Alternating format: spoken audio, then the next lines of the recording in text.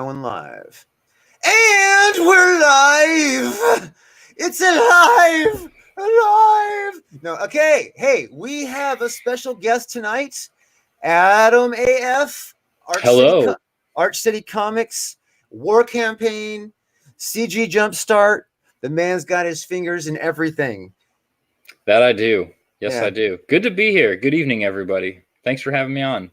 Hey man, it is a pleasure to have you on, brother. I'm glad we could do this, and I'm going to brag now because you just let me know something before we went live. This is your first stream where you're the interviewee. Yes, it is. Yes, I've appeared on many other channel streams here and there, but never as like a featured guest or a featured interview. So yes, you are popping my interview cherry, sir. Boom! I'm just taking a bunch of cherries these days. Awesome. All right, man. So, okay. So for the people that don't know you, let's start about one thing at a time. Why don't you tell everybody about Arch City Comics? How that happened? How your channel happened? What made you start doing the YouTube thing? Where did that start? So I basically took EVS's advice way back when. He's always given tips and stuff to small-time creators, how to get your name out there and whatnot. He said, build a channel. So I said, okay, I'll build a channel. I had basically, so I guess let's start from the beginning. That's usually a good place to start. It was, let's see, it was Halloween 2018. And I was writing articles for Daily Planet DC online blog. And I had decided that my next article was going to be about the your boy Zach, Mark Wade lawsuits. And EVS had just set up the GoFundMe, the war chest for him. So I reached out to EVS, basically DM'd him and said, hey, would you be interested in doing an interview? I want to do an article on this. I want to learn more about it. Because at the time, I really didn't know a whole lot about Comicsgate. I was on Twitter a little bit. I probably had less than 100 followers at the time. Wasn't really paying attention to what was going on. Had heard the whispers of Comicsgate. And mostly, of course, all the bad things that were kind of equated with it at the time, and thought it was kind of strange that that's all I kept hearing was all this bad stuff about it. And then you've got such a big name like EVS getting involved and kind of doing his part and dipping his toes into the water. Always been an EVS fan. His run on Green Lantern was amazing. All of his work at DC was always amazing, and I've always been a DC fanatic since I was a little kid. So I sat on the phone with EVS for about an hour, little over an hour, and not only did he fill me in on the your boy Zach scenario, he also talked about all kinds of stuff behind the scenes of the mainstream comic industry that I had no idea was going on. All kinds of little like dirty secrets and things that, obviously the mainstream media doesn't tell you about. So I got off the phone and I was floored. So being a good journalist, of course, I went home immediately and fact checked to see, okay, was he really telling the truth? Was this a bunch of bullshit? What? Well, everything that he had told me was true. And that's when I started really paying attention to his live streams and all these great CG creators, that had basically either been shunned by the mainstream or didn't want to work for the mainstream, whatever the reason was. And it revitalized my own drive to produce comics. It was a dream of mine for the longest time to make my own comics, to be a part of the comic book culture in that way. And watching all these guys, it really reinvigorated that. And I started writing again, and I started coming up with all these ideas. And the one big thing that all of my writing kind of surrounds is this fictional city that is a foil of St. Louis, because there's no real superheroes from the St. Louis area. You know, you've got New York, you've got Chicago, you've got the coast. They're all over, but there's nothing really in the center. So I was like, I'm going to fix that. So in writing all these characters and coming up with all these ideas, I also dug back into some of my back catalog of stuff. You know, you write down ideas and you might write a page of something and then you throw it away because you're like, I don't know about this. But I decided that I was going to center it all around Arch City, which, like I said, is basically a foil of St. Louis. And to do so, going back to what I originally started talking about, EVS said, build yourself a channel, you know, make a name for yourself, get out there so people know who you are before you launch these books to 100 followers and they don't get funded because nobody really knows who you are. They've never heard of you before, whatever it may be. So I decided I was going to start a YouTube channel, ArchCityComics. And the first show that I started, which is still going on, is the Saturday morning Weekend Woke Up. This Saturday will be our 32nd episode. So we've been doing pretty good with that. Wait, I'm going to interject. 32nd episode. You'd probably be up to like 45 or 50 if you made every morning, man. Yes. I was actually thinking about this. I believe we had the first episode. I think it was late February or early March. So I am coming up on the 1-year anniversary of the Weekend Woke Up Call. No, I do not have 52 episodes underneath my belt yet and not just because I don't get up. There was for a while there, I was working Saturday mornings. Okay. For about a month and a half straight, I had to work every Saturday morning. So it's not all just really my fault. It's not all my terrible sleep schedule or my want to get drunk on Friday nights. But that is some of the times. But that is some of the times. That is more often than not. There was one time it was a family emergency. One time. Yes. I mean, life happens, man. Life happens. Sometimes you get drunk. Sometimes life hits you in the face with a curveball that you didn't see coming, and you got to take care of family. That kind of stuff comes first. And it's a bummer when I have to reschedule any of the shows.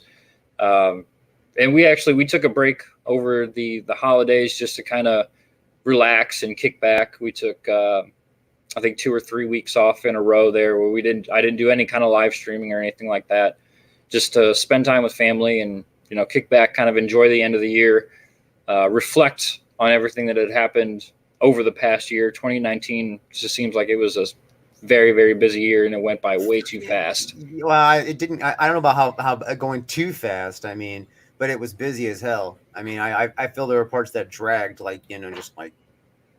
But I don't know, man. My 2019, I feel like I blinked and it was over with. Yeah. But yeah, so that's basically where it all started. Why I started ArchCityComics, and I then got the idea. I kind of wanted to take the same approach to making books like you have. I want a book to pretty much be done by the time I launch the campaign. Well, as you know, that takes a good chunk of change. I've got a family that I also take care of. I've got extended family that I take care of. So I've got a lot of people leeching off of my paychecks, as it were. So to try to make some extra money on the side, trying to get these books ready, I decided to basically put out there that I'm available for editing. I can edit books. I'm a fantastic editor, come to find out. It was a talent that I wasn't even aware that I had until I started doing it. Yeah, they say that about masturbation too, you know. I can relate to that as well. I didn't know how good I'd be at it till I started doing it. But I looked at that as a way of being able to bring in a little bit extra income to help actually fund these books that I was trying to put out. So 2 projects that I did actually went nowhere for reasons that I can't really go into.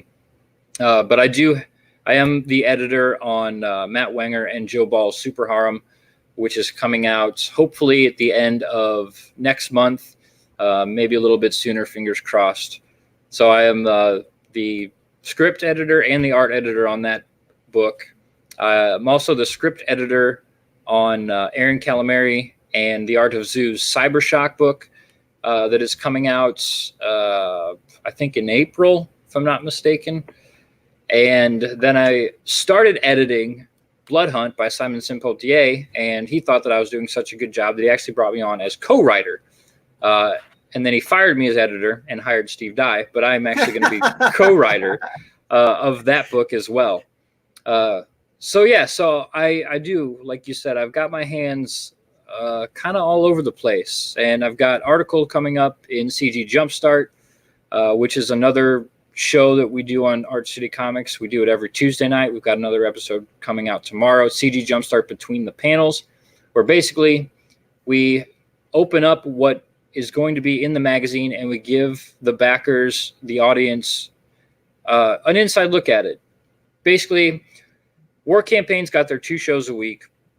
The Wednesday, Drawn and Backhold, and then their Sunday night, just kind of whatever you want to call it. It's just the old school War Campaign show where they laugh and they joke and they make fun of whoever's on deck that week. But they don't have a whole lot of time to really delve into the Jumpstart project because it is so big. There are so many people, so many creators involved in it that it's hard to really get all of that into the show that they already do. So I had this idea to do a sub show, a War Campaign adjacent show, as it were, where we actually get to dive into these projects, these short stories and previews and serials that we're going to see in that magazine and give people a sneak peek of it. And it's gone over really, really well. People really seem to like what we do on Tuesday night. Tomorrow we've got Peter Gilmore, Gat Hanzo, and Steve Dyer coming on to talk about Elysium Mines, which is a horror story that is going to be in the book. I'm really excited. I haven't seen this is one of the projects that I actually haven't got to see a whole lot of, so it'll be a learning experience for me as well. What's that called? Because people that watch this show tend to be horror fans. So it's called Elysian Mines. And you're going to be talking about this on Tuesday? Yes, tomorrow night, probably around, I'd say, 7:30 p.m. Central Time, 8:30 Eastern. I would assume that's when we're going to go live. Tuesdays has become pretty busy with other streams, and I try not to step on other people's toes. One, because I want a decent sized audience for my show, and I don't want to suck up an audience from somebody else's show who I feel deserves it. I know Vinny Art's got a big Hollywood name on his show tomorrow, so I'm sure he's going to be drawing quite a few of the CG crowd over there for that Q&A. Yeah, and then Winger does Tuesdays and Thursdays, and I don't really care about what he does. Just because you're editing his book, who cares, right? Yeah, he doesn't ever invite me on his show, so what do I give a shit? That's funny. Okay, so that's the books that you're working on, the CG Jumpstart and your CG Jumpstart show. What other projects you have coming up that we don't know about yet? So I guess I can talk a little bit about 2 of my own projects that I'm working on. So the first book that's really going to be in the ArchCityComics series is it's going to be a one-shot, and it's actually kind of topical for this show, actually, because it's set in the 1940s. It is a sci-fi horror thriller that is, I would say, in the vein of an episode of The Twilight Zone. Okay. Where so like I said, set in the 40s, and this mysterious milkman is going around, and he is essentially dosing his customers with, I don't want to give too much away, but he's giving them milk that basically makes them susceptible to mind control. Ooh. And he's doing this, very low key. People don't really know what's going on. People don't understand what's really happening until it's too late. And one of the big things is that he augments the milk even just a little more slightly, makes it a little bit more potent, and it actually starts transforming the population into cow-like creatures that he can then use again for more milk. So he's milking the people. Yes. Yes. That's fun. So yeah, so it's something that I came up with kind of after the fact when I started building the whole Arch City universe. Again, you know, I watch a lot of these crowdfunding campaigns and a lot of these creators, and I want to do everything right the first time. So I thought a good idea, instead of just jumping into this this large world that I'm putting together, this is more of a one shot that just kind of shows people, you know, my writing chops.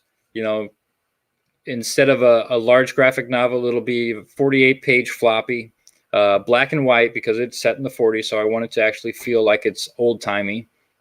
It also keeps the cost down. But are you going to go Silver Age size or are you going to go standard? I haven't decided that yet. I thought about doing the Silver Age size just because of you know, the whole feel that I'm trying to go for. So I think I might do silver, but that is definitely something I have not nailed down yet. But now that I'm thinking about it again, I think I do want to do the Silver Age style, because I don't think anybody's put out a silver sized book yet. I would think maybe if anybody it'd be Alterna, but you know, because they use the alternative paper as well, it would make sense if they went Silver Age size with that paper. But I don't know for sure if they do or not. But they would be somebody to talk to about maybe a printing option, because if you're going to try and go for that retro feel across the board, having actual paper, you know what I mean, and not the newsprint style. Mm-hmm. That would be even cooler on top of everything. Yeah, that's a good point, actually, because I thought about the Silver Age size, but I didn't think about actually doing a newsprint. And I know there are quite a few people out there, CG consumers, that really dig that newsprint feel and just that smell of newsprint. I mean, there's nothing else like that. No, my book smells good, but it's not newsprint. Captain Love does smell pretty good, man. It does. Oh, it was one of the selling points to me, man. No, that was one of the first when I got your book, man. I opened it up and I just like flipped through those pages. Just, oh, it gets me high, man. Oh, it gets me high.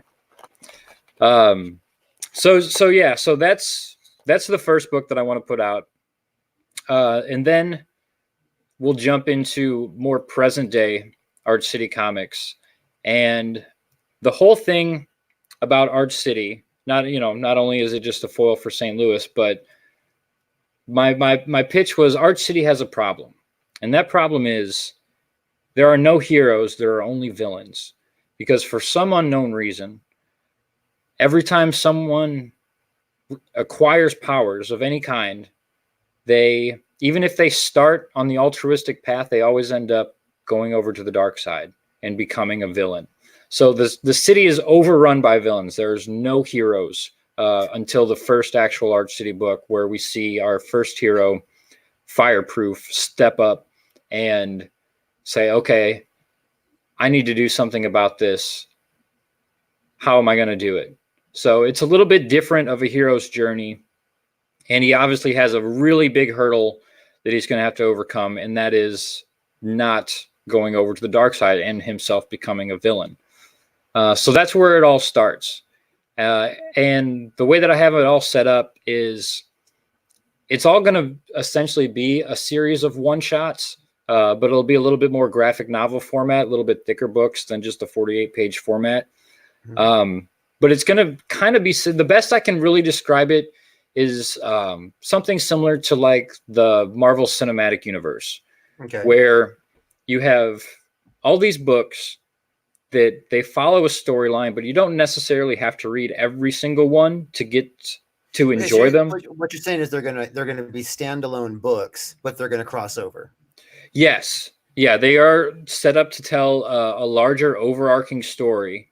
And once we do get going, there will be volume 2s and volume 3s of the same characters that you see, especially if they're successful and people want more of them. Then absolutely. But yeah, the first the first big arc that I have, there's about six or seven books that I've got kind of planned out that will eventually lead us to what you would see in the mainstream as a crossover, where at the end they will all come together to fight one main villain. Okay. And then then we'll like I said, then we'll go from there and talk about doing second go arounds of this character, that character, like I said, whichever one becomes more popular, because that's kind of my thought as well. Is okay, if you do it in this way and say this character is not popular, well, then it's just you do him one and done. Maybe he appears in a different book down the road, but he doesn't have to have a headlining title, as it were. But I think the first book with Fireproof, I think, is going to be really popular. I think he's a very approachable character. It's definitely one of those characters that we don't get out of the mainstream very much anymore. Even though he's fighting these unseen powers that are trying to pull him to the dark side, he's still a very uplifting person. It's definitely, I wanted to make the first one with Fireproof a very like teen friendly. You'd say you could give this book to a 12, 13-year-old and hopefully he'd have the time of his life, and it'd be like the first time I picked up a Spider-Man comic. Then I do have some that are definitely a little bit more towards the adult theme. It's just you can't help how you write, and I don't want to pretend to write one way, because it comes off as disingenuous, and I feel like the writing suffers in the end. I curse a lot, so a lot of my characters curse a lot, and there's some adult themes, in some of the other books as well. I don't know how that works. I know you do. I don't think there's as much sex, but I've definitely always been a fan of hyperviolence. One of my favorite superhero comics was Invincible by Robert Kirkman and Ryan Ottley, and I loved he towed that line. There was really foul language, but man, he would punch somebody's face off. I mean, clean off. And that's the kind of stuff that I enjoy. I don't know. Did you ever read the Luther Strode books? That doesn't sound familiar. Which Luther Strode? Luther Strode was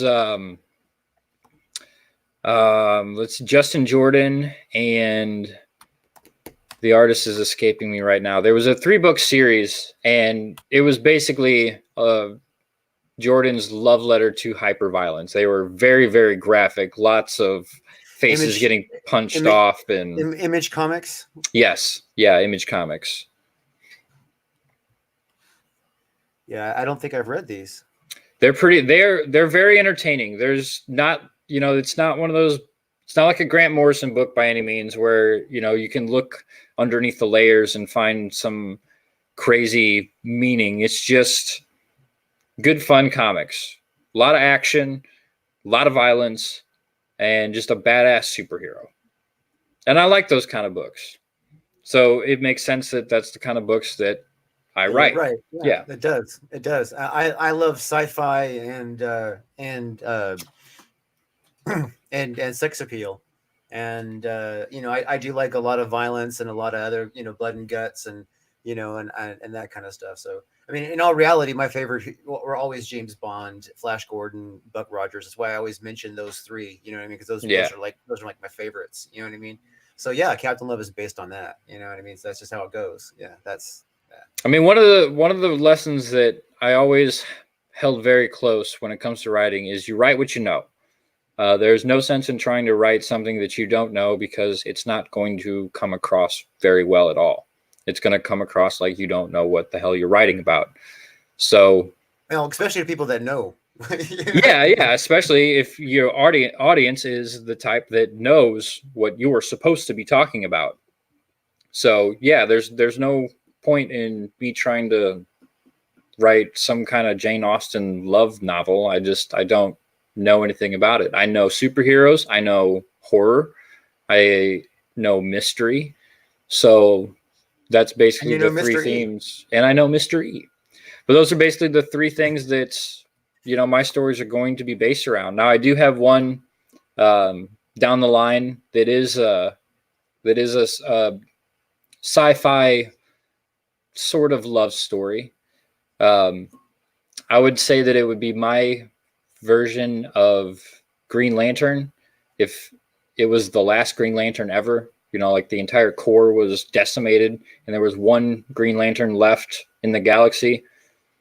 That would be that's coming down the line, and I'm actually really excited about that one because I do love sci-fi as well. Um, I was a Star Wars fan since I was a little kid. Star Trek. Um, I just love space. There's just something about it, that the whole mystery about it, the unknown, the final frontier. You can do so much stuff with a sci-fi novel that you just can't with anything else because literally the sky is the limit. Yeah. Well, literally, I mean, when you're dealing with the unknown, the imagination is what you work with. So Exactly. There is no limit to your imagination. So you well, can come up with whatever. let's hope there's no limit. Those people that have limited imagination, do exist. Yeah, but hope I don't like them to write my comic books or Yeah, my well, movies for that matter. damn it! Why are they in the market right now? Why are they doing it then? I don't know because they know people in the industry. They had they Yeah, had their in somewhere along the yeah, line. yeah. They got the dirt. Or yeah, they got the dirt on somebody. My wife said Exactly. something about she was like, "Man, Brie Larson's just everywhere now." She was like, "Yeah, she's really stuck in the Hollywood D." Yeah, she knows who the child molesters are. Yeah, yeah. Yeah, or maybe she knows firsthand. Who knows? Well, Uh, that's I wasn't gonna say it, but you said it, so thank you. well, it's my show. I'll take the blame. All right, let's change up for a moment. Let's see here. I have my screen shared, so we're going to pop that in. Boom, and we have the classic horror movie monster, Frankenstein. Now You don't I get much think more classic Frankenstein. movie monster than this, I don't think. No, I think Frankenstein, possibly surpassed only by Dracula, has appeared in the most movie formats. You know what I mean? The most variations. I mean, I've seen everything from Herman Munster, and to obviously Young Frankenstein. I mean, the list goes. I mean, we could just sit here and look at movies. Like I could Google and put a list of 30 movies. You know what I mean? That Yeah, that the have original Frankenstein obviously, in them. yeah, obviously the original being Boris Karloff. But there's just, I mean, just look right here. We see like a bunch of different faces from movies. Mm-hmm. Um, but the thing about Frankenstein that I thought that was the most compelling is the fact that we all fear death. You know what I mean? We all fear death. So Frankenstein, even though it was a monster, it was almost like an answer to death. Being seeked that had a repercussion. You know what I mean? Mm-hmm. It's like no, you can't, and here's why. You know what I mean? That was like the underlying story I get from the whole thing. But what's your impressions of Frankenstein? You got any? Yeah, I mean, you're a writer. What do you think? I mean, honestly, exactly that. It does kind of encompass our fear of death and trying to overcome death itself. And I love like the black magic stories that, magic exists, but magic always comes with a price. And this kind of goes on those lines as well. He beats death, but look at what it costs. He created this horrific monster um, that terrorized the town and went on a rampage just because he was trying to cheat death. Right. And it's one of the I don't know, like at the time it was, I would say that there weren't too many sci-fis of its type. I mean, there were sci-fi's of the era. You know what I mean? I mean, my mind, goes. I'm probably a little after, I believe, Mary Shelley, but Jules Verne. You know what I mean? Mm-hmm. It's of, of the. When was I? Now I'm like in my mind in the timeline on Mary Shelley. When was Frankenstein written? Let's see. Um, Must examine. I actually almost pulled this up too. I should have just done it. 1922. 1922. I was thinking 38, so I was a little behind. Oh no, wait, here's 1869. There's an 1869 one. So, okay, so Jules Verne was, you know what I mean? So, late mid 1800s, right? So they're probably about the same era. So, which is good. Yeah, so the book was actually written in the 1800s. The movie was 1922. Right. Was that? I think that's correct. Yeah, that's right. Yeah. Yeah, so the 1869 is what it said there when I flipped back, but now I'm getting a blur that happens because I flip around and for some reason my internet connection gives me grief when I got StreamYard going. So I'm sending video out and it doesn't want to let me do anything else. So oh, really? to fix that, yeah, it's messed up like that. I got to figure something out. So used to do the Hangouts used to do that to me all the time. Yeah, it's I think it's the way I do the internet here. I have Comcast, but I have the home. I don't have the business because I work from home. I can actually get the business because I am a business also here. But I have to change my plan and everything. And I was just like, I don't want to do that, but it might be worth it at this point. This has Frankenstein as 1818. 1818? Yeah, was written in 1818.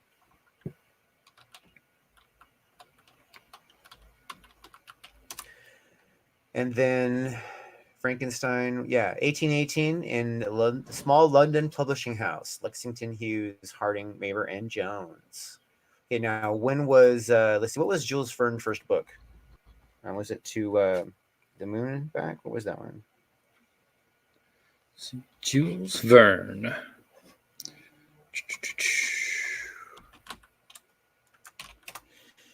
Okay, let's see. We've got.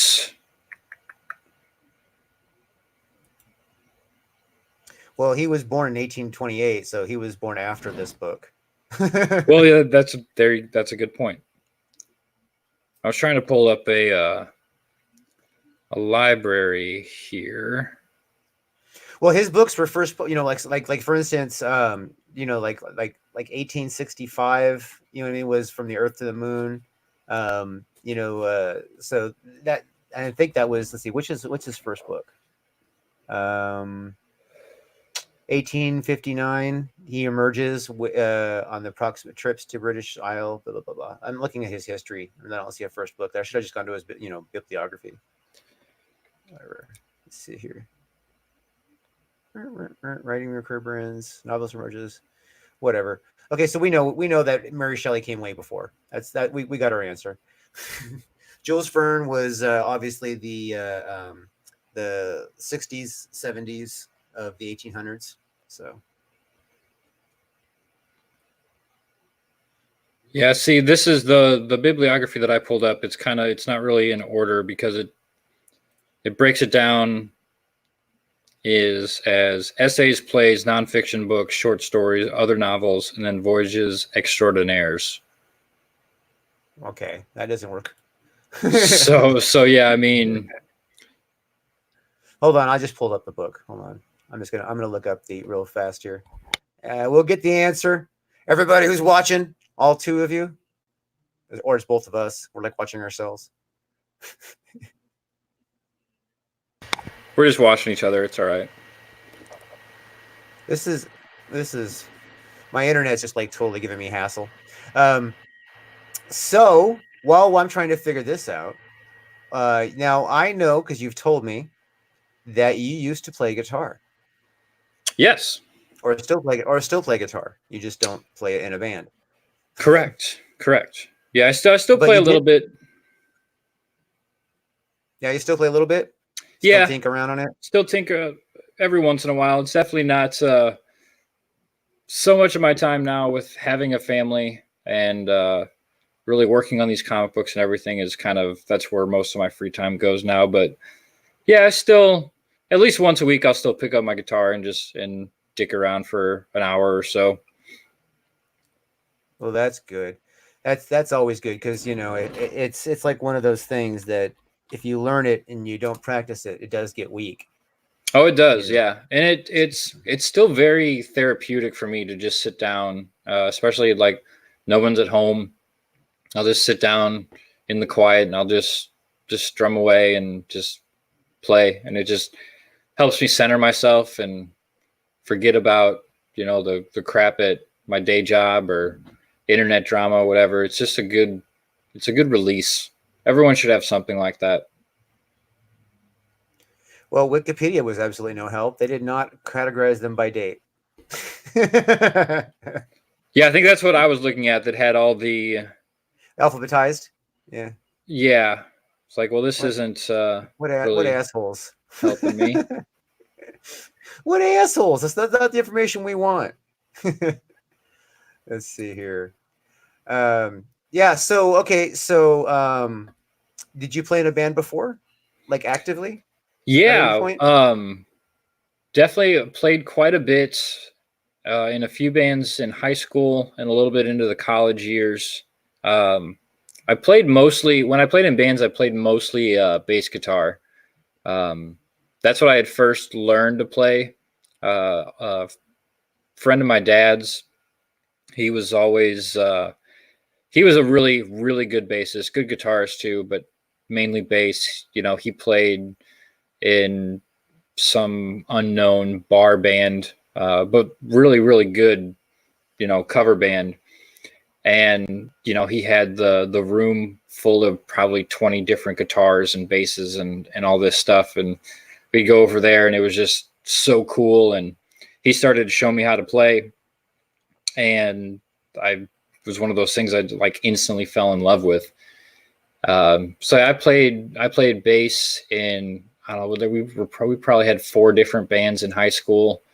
And while I was in college, I actually played with a guy.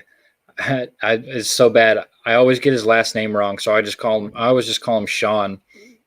But he still plays to this day up in the Chicago area. He's played with a lot of '90s bands like Sister Hazel and kind of bands like that. Now I wouldn't say like huge bands by any means, but he's played decent sized shows.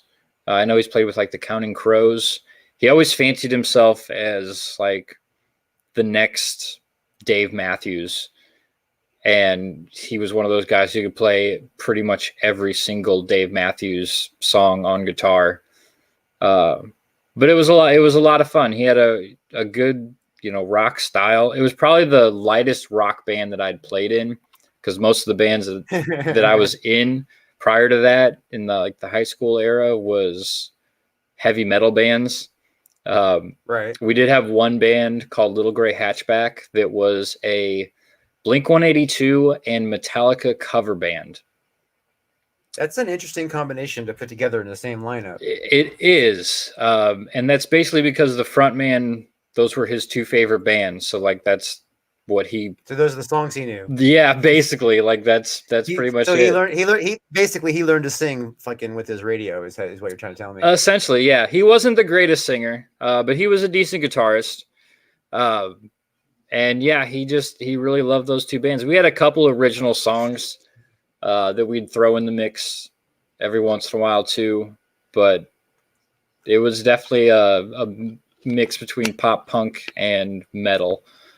And it was definitely, it was like the old Metallica too. We didn't play anything off of like Load or Reload. A couple songs maybe off the Black Album, but it was all like Master of Puppets, Ride the Lightning, and then we'd shift over to Blink-182. We weren't that popular. I don't know why. People really didn't. People didn't. People didn't like us. Why? I don't know why. Yeah, nobody liked us. Can't figure out why anybody didn't like us. Usually, if they don't like the front man, they don't like the band. Yeah, and he was not the most likable person. Like I said, he was a good guitarist, but he definitely was not. He didn't have any kind of like style to be a front man or anything like that. We had a killer drummer though. He was I think 15 years old, just a freaking prodigy, man. He was the centerpiece of the band. Oh yeah, you put him in front center. Oh, definitely. Small stage. Yeah, I can't. Yeah, everybody was pretty much in the center. Now that I think about it, on the stages we played, there was no not being in the center. There was no not being in the center. We play on like a 1 foot riser in the back corner of a bar. 1 foot riser. That's awesome though. That's fucking funny. That's fucking hilarious. Make for some good, makes for some good memories. That's for sure. Oh, I had some buddies that, at the time in school, that was what we all did. I mean, we all played in bands. We play at the skate parks and wherever would let us, make noise till 12 o'clock at night. And a couple guys have actually gone on to some pretty good success. I wouldn't say like national success by any means, but they still play to this day. They do tour. But like I said, nobody, if I said the band name, no one would know what I was talking about. But kudos to them. I mean, they kept at it. Well, yeah, definitely, man. I often wonder, like what would have happened if different paths went different ways, you know what I mean? In my past, I toured, for a while, like actually like toured in a road band. Yeah. I still talk to the bass player from that band every once in a while. Like he got one of my books, you know what I mean?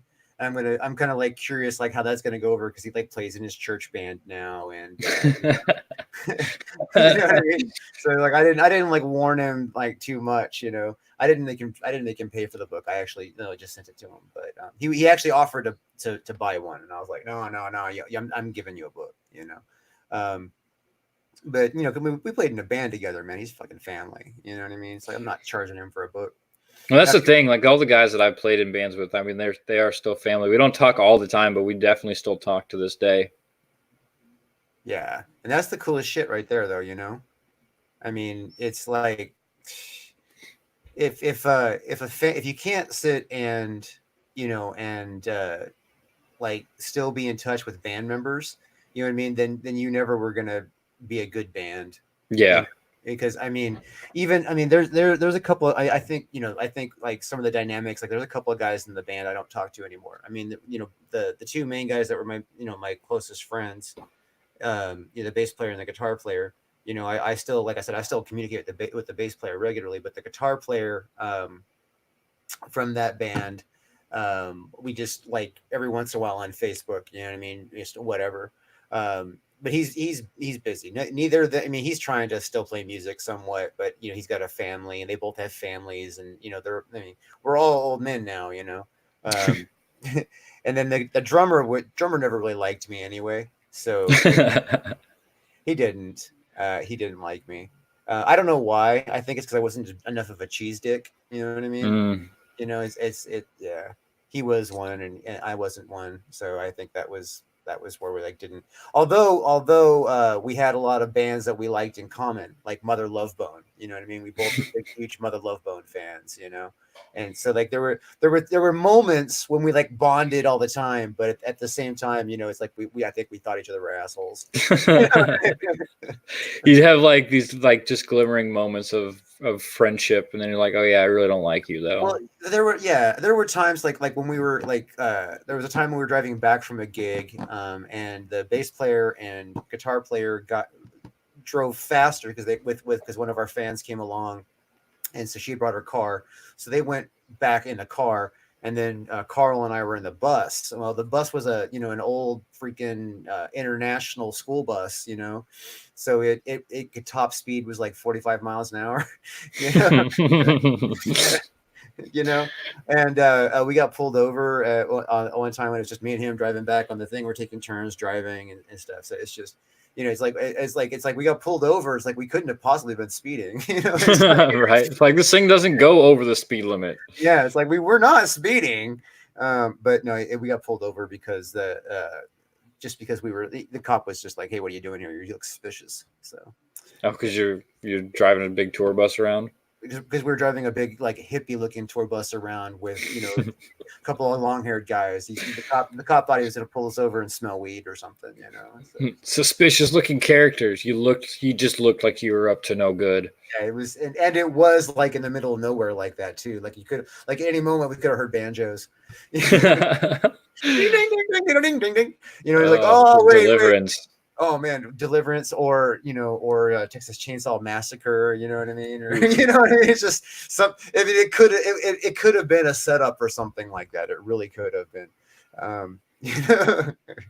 You know, speaking of like the camaraderie of being in a touring band, I know there's all kinds of there's constantly new drama within CG and on Twitter and all this, but I feel like at the end of the day, at least with some factions within Comicsgate, we are developing like lifelong friendships that I think that 30 years down the road, we will still talk to each other in some way, shape, or form.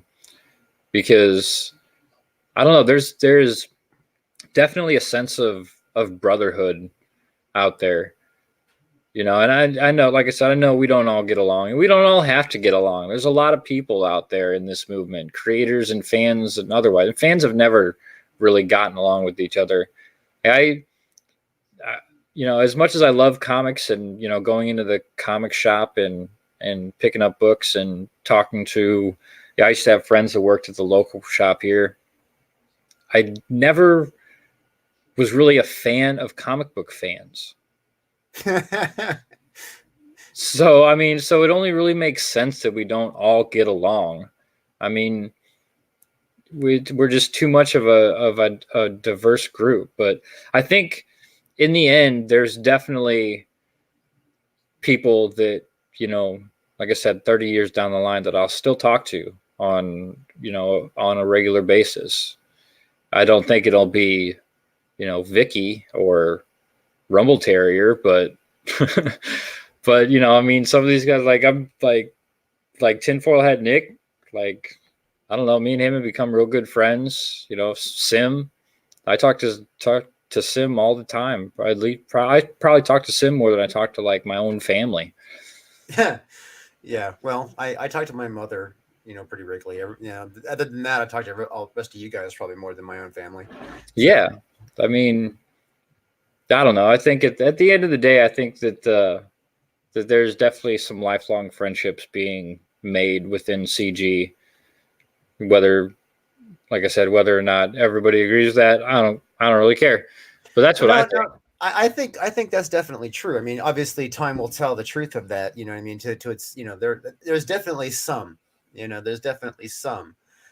Whether everybody's going to be lifelong friends or not remains to be seen. But there definitely will be, some lifelong friendships from this for sure. I mean, Yeah. because it really is like being in a band because we're not being paid by somebody. You know what I mean? It's like we're making a book and we're taking it to a show and we're trying to freaking make some money. You know? And I mean that's like a band. You go and you get your song, you get your set list ready, and then you go and you're like, go play it out, and you're like, God, I hope they like it. You get them butterflies. Oh man, I miss those butterflies. It's like I would still, if I didn't get the butterflies before a show, you know what I mean? I would go and like try and figure out a way to make myself nervous. You know what I mean? Yeah. I had all these little like techniques that I did to make myself nervous, and then but it's like that I don't know, the butterflies they come with a little bit of like anxiety, but also at the same time a lot of adrenaline. Oh yeah, for sure. Oh, you know for what sure. I mean? Yeah, it's definitely something that you get addicted to. Right. And so like going into a show with the Butterflies is always good because I would have this nervousness, you know what I mean? And then like the first song would be obviously one we're so familiar with because we played it so many freaking times. I mean, we played 60 songs a night, you know what I mean? And then 15 of those songs were repeated. you know, so so we had a long night. And then so it's like the first song we'd always come out with, it'd be a strong one. And we almost always led with Roadhouse Blues too, just because because it was an easy song to lead with. Everybody knows it. It's danceable if you're drinking. You know what I mean? It's a way to really break the Yeah, really it's a good icebreaker. Yeah, it's a really good icebreaker, and it's an easy song to start. You can't forget the lyrics. You know what I mean? That's true. That's really true. Right. And if you fuck it up, it's okay because of the kind of blues song it is if like you start off wrong, you know what I mean? You can just totally like just wing it. You can augment that and nobody know the difference. Yeah. It's like one of those things that is just, so it's like, but the thing about being in a band, you know what I mean? You have those bonding moments where you're all doing something together. You're all trying to lift something together. You know what I mean? Yeah. And that's Comicsgate's a lot like that, I mean, obviously not the same way, but a lot like that. YouTube used to be a lot like that too. The YouTube community when it was young, that's why a lot of my friends, like really, like I'd say lifelong friends, you know what I mean, were working with them in the YouTube community back when it was young, like Jason Horton. I don't. He doesn't even hardly post videos anymore, but he used to post videos all the freaking time. And man, he and I became really good friends. And we met because I mean, just seriously, we met just because we were like working on like I met him obviously through YouTube. You know what I mean? But then like we would drive to LA to work on projects. Me and the channel partner I had here, we would drive to LA to work on projects. And every time I could work with him or meet with him or do a vlog with him or whatever, just because he was just like a good friend and he's funny. He's like the ultimate straight man. Like if you're gonna hire someone to be the teacher or the school counselor or something like that, yeah, he's always the self-deprecating guy. He's always that dude. You know what I mean? he's I mean, not the typecast him, but he nails that in a big way. I just and the thing is like it's like I don't get to LA as much as I used to. I mean, I would get there probably a couple times a month in the past, and now it's once every few months, and then when I get there, I got so much to do that I can't go and see everybody I want to see. Yeah. I can't drive over to Van Nuys and then and then go see them, and then Westwood and go see them, and then I would need a week in LA to go see everybody. So what happens, man, when you get older, you almost have too many friends, too much to do. Yeah. Damn that age thing. We talk who I think I was last Tuesday on the CG Jumpstart Between the Panels talking to Andrew Huerta. We were talking about how it's almost a good thing that like Comicsgate wasn't around like in our early 20s because of the trouble we would probably get in, just up all night doing God only knows what kind of white drugs and streaming and writing pages, whatever. Like it's probably is a good thing that I have a family to keep me a little bit grounded. Otherwise I'd probably never be off of the internet. I'd be an incel essentially. I'd just be on streams and on Twitter and stirring up shit and writing whatever. And I don't know. It's definitely probably a good thing because I don't really remember from about 20 to 26 is kind of a big blur, as it were. So it's probably a good thing that blur didn't happen while I was online a lot, because the internet never forgets. Well, it doesn't really have a memory, The internet's like you post it out there. It's like it's there. It's public domain. I mean, you'd have to have a EMP of every freaking server in the United States, and then they would like have to not reboot.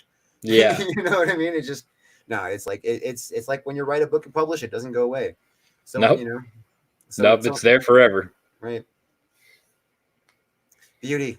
That's the thing about the internet. And then hopefully, you know, when we're old men and we're like, you know, sitting there and talking to our great grandchildren, because, you know, health care will be so, you know, we'll be like feeble and tiny and but alive.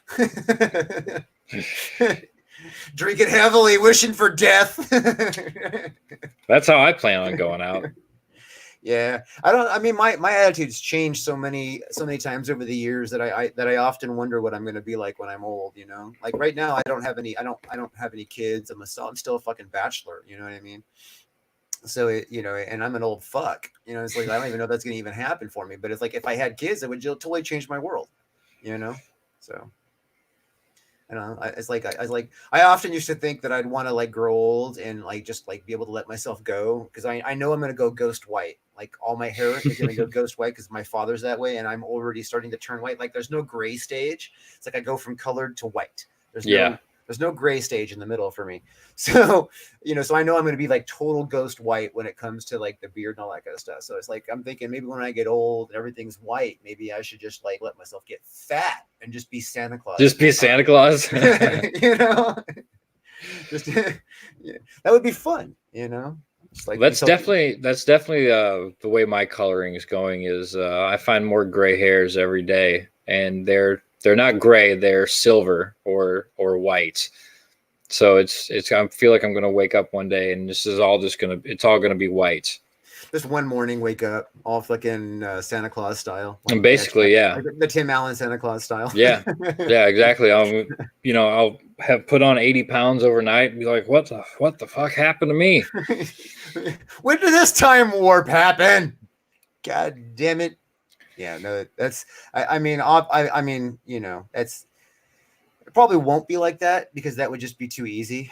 Just let me go. You know what I mean? It's like, no, it'll be a steady decline. I'm sure. Steady and painful decline. Exactly. My hairline's been steadily running away from me for years now. It's just keeps getting higher and up every day.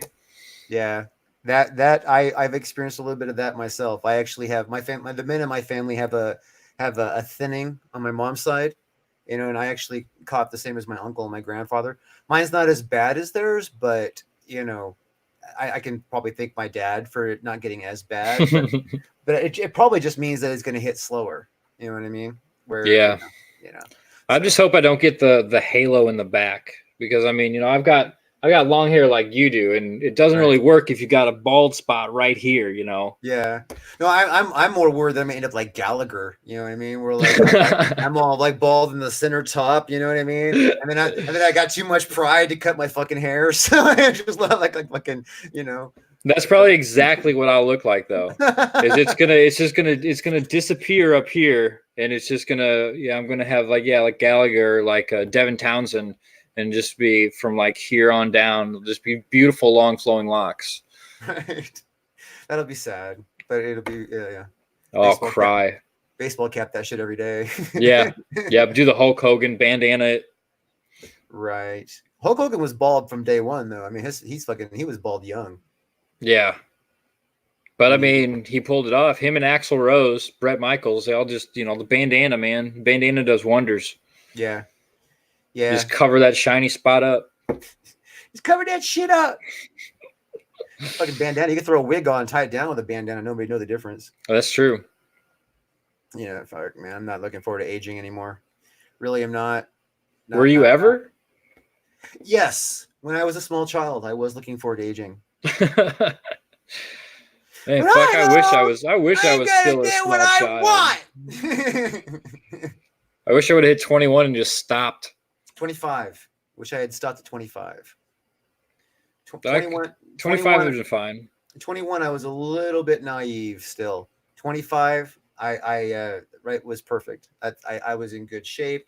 I had it thrown at me fucking left and right all day long. It was hell. At 25, I was already hitting a quarter life crisis. Because I was starting to come out of my drug and alcohol induced 20s at that point, and I was like, Jesus, what the fuck happened the last 5 years? Oh yeah, yeah. No, I at 25, I was still playing rock and roll, still in a band. I was back in California, off the touring scene, but trying to build a band here with like stuff because I had to come back to Cali. My mom, my mom's here. I was too far away from my mom, and I wasn't traveling this side. We were all on that side, so it was annoying. I couldn't deal. It's hard to escape your roots, man. Well, it's not hard to escape them. It's just a bad idea. Because it's like if you escape your roots, then you don't have the grounding that you need to be who you are. You Well know, said.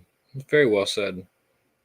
I mean, Yeah, it's I guess it's you can. I don't know. And it's like trying to run electricity in your house without having the electricity grounded. You know what I mean? You need it. yeah, so I look. Yeah, it's easy to get away from your roots, but I feel like there's always that magnetic pull that they always try to bring you back. It's Yeah, hard. It's hard to get away from that. Yeah, you can move to the other side of the world, but there's always that magnetic pull that's trying to bring you right back to where you started. exactly. And it'll never go away. It's always going to be there forever and ever and ever and ever and ever and ever and ever and ever Mm-hmm. and yeah, exactly like that. So I let's do a little experiment. I'm trying Okay. something that I haven't tried before. So we're gonna see if this actually works. Um, so what I've done is I have pulled in another computer to see if I can share screen it and we can watch a video clip. All Because if, right. that, 'cause if that's the case, then that's how I can do Netflix in the future. You know what I mean? Because I want to be able to do clips. And I noticed that the same computer that I'm streaming on, when I try to run a video on that, it always chokes out. You know what I mean? So it's like I got my laptop and see if I could cross reference. So if this plays, then we can celebrate because that means that we have a future of video clips on this fucking computer. All right. Fingers crossed. Finger crossed. So I'm going to. I didn't share audio on this because obviously it's going to two computers. I think that would be an issue because it'd pick up on my mic anyway. So I'm just going to play it and we'll hear the audio in my mic. Okay. All right.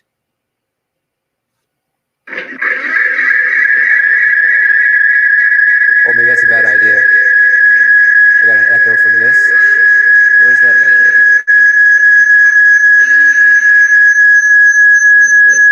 Yeah, we got feedback galore on that. Yeah, it's coming from the StreamYard.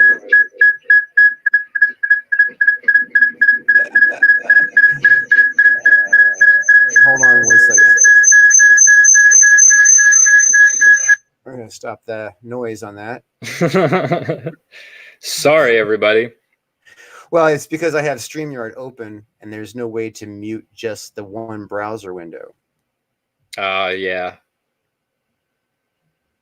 I mean, I can mute the the YouTube, you know what I mean, itself, but I can't mute the browser windows. So with the StreamYard, I can mute the camera from the computer. Oh, look who's arrived! Yes, Stop. we have the whole Hey! Hey. Did you get to hear that awful feedback? That's what brought him no, here. unfortunately. It was so obnoxious that that's how we found him. It was a dog whistle. Anyway, I just want to say real quick, Drew. Sorry that I'm late. I didn't get your message until literally just 5 minutes ago because I was out for a little bit and I wasn't sure if we were going on tonight. To be perfectly honest, so my apologies. My head's been all over the place lately. No worries, man. Okay, let me do an introduction. Brian, meet Adam. Adam, meet Brian. Hey, Brian. Good to meet you. Pleasure to meet you, Adam.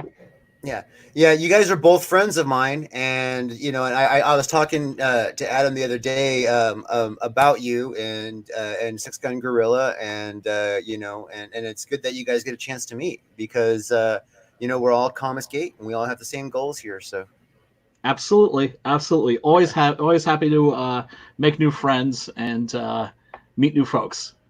all right, so Absolutely. you're just in time to talk about what we're watching. James Whale's Frankenstein. James Whale, when this premiered, was in his hotel room. I think at 2:00 in the morning, the phone started ringing, And he picked it up, and it was a guy who said, if I'm not going to sleep if I'm not going to sleep tonight, you're not going to sleep tonight.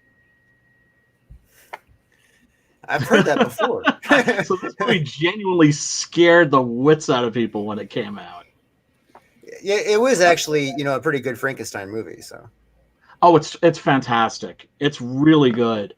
It's like the Todd Brown and Dracula, the one with Lugosi. It's more based on the stage play than it is on the novel, but it has a certain magic to it that American horror films up until that point really had lacked. And that's when, Hollywood was finally making real horror movies. yeah, Mostly by basing them or taking inspiration from the German horror films that were made during the 1920s. Well, I did brag you up with Adam as like the master of trivia on this stuff, and You did. you did not let me down. Right on the spot, kapow, man! I tell you. Well, I mean, it's especially when you're talking Frankenstein. You're talking Frankenstein. You're talking about a lifelong love and obsession of mine. And it's funny because I just happen to have just hanging out on my desk here, excellent little book called Frankenstein: A Cultural Study. And anybody, as Preston, certainly you should take a look at this. I have a lot of books about Frankenstein. I have a lot of different editions of Frankenstein, the Mary Shelley novel, with different covers, different interior artwork. I got Frankenstein toys coming out of my ears. So yeah, no, it's a thing for me. My favorite monsters are werewolves. My favorite monster, Frankenstein monster, easily. Yeah, I mean, he's like like I said at the beginning of this when we started talking about it, he is the epitome of the classic movie monster. I mean, Frankenstein. That's when you think monster, Hollywood movie monster, you think Frankenstein. That's the first thing that comes to mind, like every time. Well. Here I have to. I should get off on a point. You know how it's funny? Like you have certain things that drive you nuts, and you realize it's completely stupid that it drives you nuts. Lots of things like that. But all day long, man. All day long. We all have those things, right? It's stupid that it annoys you, but it still annoys you. We have to always make the distinction between Frankenstein, which is to say Victor Frankenstein, who is the creator of the monster, and the monster. The monster, yeah. Right. But it is Frankenstein's monster. It's Frankenstein's monster. When I dressed up as the monster for Halloween years and years ago, people would be like, "Oh, Frankenstein." I'd be like, "No, Frankenstein's the creator of the monster." Well, what's the monster's name? He doesn't have one. He's just the monster. He's the monster. In most people's defense, in just about every single cartoon, every single side presentation of the introduction of Frankenstein's monster, he has been called Frankenstein. You know? So of course. Like I said, stupid for me to be annoyed. Right, and it is one of the things that's fascinating about Frankenstein's monster and the Frankenstein story is the fact that the creature has inherited his creator's name. So when people see a picture of the Frankenstein monster, especially Boris Karloff in that incredible Jack Pierce makeup, Jack Pierce was a real visionary. Evidently not a very nice guy, a bit of a pill. As soon as Universal could replace him with someone else, namely Bud Westmore, they threw his ass out of there because they were just like, who wants to work with people that are like a pain in the ass to work with, right? Me. That's my first choice now. Right. but that makeup, man, it's iconic in so many ways, and it it's a real indication that Frankenstein really didn't put any thought into aesthetics when he was making the monster. He just wanted to see if this would work. He just wanted to see if he could get this thing up and moving. He wasn't thinking that it might have feelings. He might not. He wasn't taking any of that stuff into consideration. So you've got the bolts coming out of the neck, right? Used to charge him up, and that flat top head, which looks like, I think James Whale was the one actually who drew the original illustration of the monster, the design. They had a bunch of different designs. Some of them were very robotic. Some of them were an actual robot. But what he did was he designed the monster so that it looked like his head had been opened, right? Like tinned beef, he said, and a brain had been just jammed in there and then closed and just sort of stapled shut with absolutely no consideration towards aesthetics. And and another interesting little detail. Yeah, can once you get me yapping about this stuff? Hey, go for it, man. I'm like soaking it up. Boris Karloff was a bit part actor. If you watch a lot of old gangster movies, you'll see him like in the background, like as a goon. And the part had been offered to Bela Lugosi. Lugosi turned it down. The biggest regret of his career. He was afraid that people weren't going to recognize him in that makeup. So he was just, no, I'll pass. And James Whale was in the Universal commissary, and he saw this rather spooky-looking guy, and approached him and said, how'd you like to be in my movie? And of course, Karloff, eager to have a better career, with those remarkable features of his. He was part Native American, actually. I think born in Canada, but raised in England. He had that's right, because I was talking about the makeup. He had a bridge, right, where he'd lost some teeth. So he took that bridge out, and that's what makes one of his cheeks look like it's kind of fallen in. Oh. And they gave him the big Frankenstein elevator boots, like the Kiss elevator boots. And you'll also notice that his clothes are certainly like the jacket. It's a little too small for him. That gives him sort of like a bigger appearance.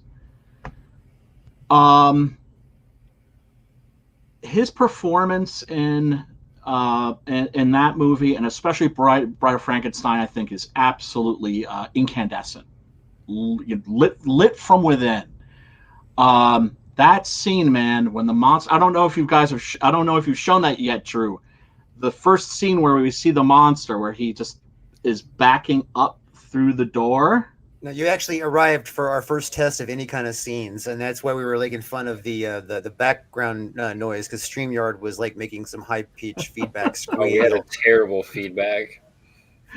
That's all good. How's the video running tonight? Because I know that's been like a real pain. I've done a new experiment that the video part works. Now I got to figure the audio out with it, but I'm able to run my laptop video at the same time and just bring it in as another screen, you know what I mean, another user, and that has actually worked. We actually were watching that last clip and it was running fine. I just got to figure the audio out on that one, so we okay. So we don't have that. Yeah, but no worries. And sorry if I charged in here and started. Dude, Brian, I'm highly caffeinated right now. Brian, your knowledge on everything and your ability to keep talking is why you co-host this fucking show, dude. Okay. I just don't want to be obnoxious. You're the expert on this topic, and because you're a co-host, you can't be obnoxious. Okay. Just let me know if I am. Isn't that the rule? Like, once you're a co-host, you can't be obnoxious. It doesn't matter. You get to be, yeah. So. What I'm saying is don't be afraid to treat me like a little boy and tell me to Shut up and sit down. Well, I think I can mute you if I needed to. You know. So it's like, Yeah, you could just shut him up. Talking. And that shit would yeah, be I fun. could just I could totally just mute you right here. So you know, it's no worries, man. No worries. So okay, let's do this. Okay, we know Boris Karloff is Brian's favorite Frankenstein, right? You could just from hearing him talk. Okay, Adam, what's your favorite Frankenstein monster? Which version of the Frankensteins from anyone you've seen, no matter how they've done it, whatever their approach is, which one's your favorite, man?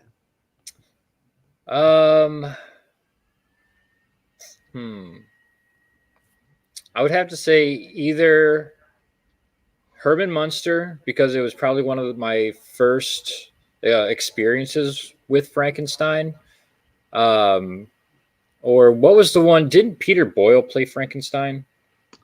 In Young Frankenstein. In Young Frankenstein, yes, or that one. Interesting. So see Herman Munster. Let's take a look at that one first. Love me some monsters, man. Oh my god. As a kid, that and the Addams Family were my jams. Yeah, and those were like two of my dad's favorite shows. So like that's something very iconic from my childhood right there.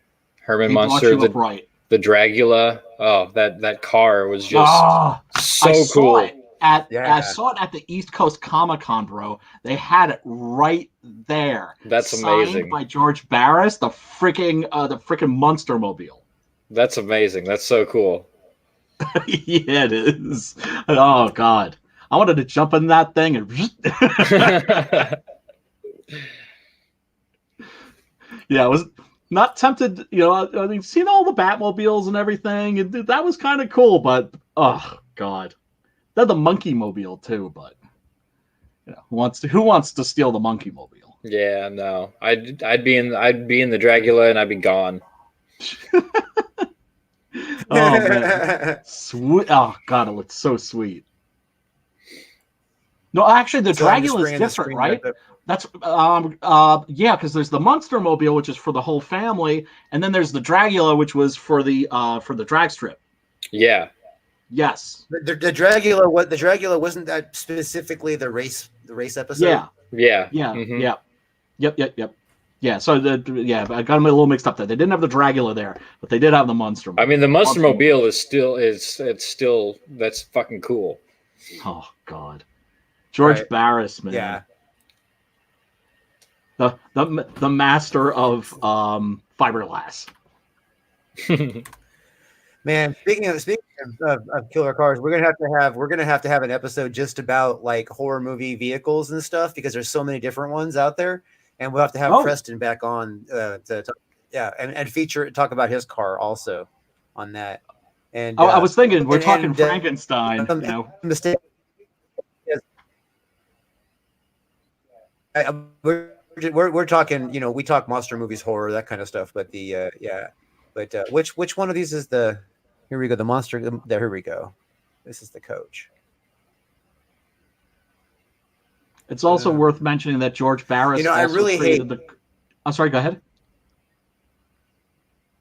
No, it just annoys me that I screen it and reshare it just to like, you know, keep the blur down. Oh, to clear it. You're still getting the kinks out. Yeah. That's all right.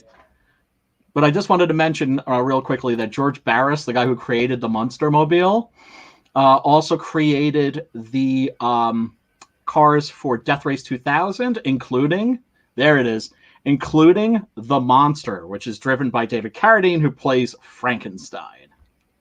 Oh. The 5 degrees of separation. Yeah, the Monster is badass. That's the first Death Race you're talking about, not the remake with. Oh God, yeah, Blasphemy. I knew what he meant.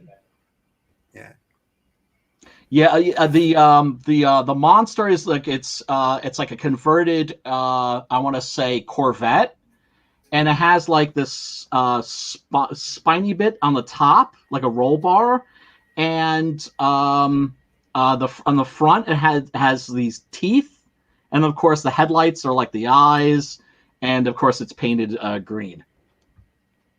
That's That and the V8 Interceptor from Mad Max have always been like my favorite movie cars. Yeah. Oh shoot, I would take me forever to figure out my favorite movie car. It would take me forever, Yeah, forever I'd today. have to really think on that one.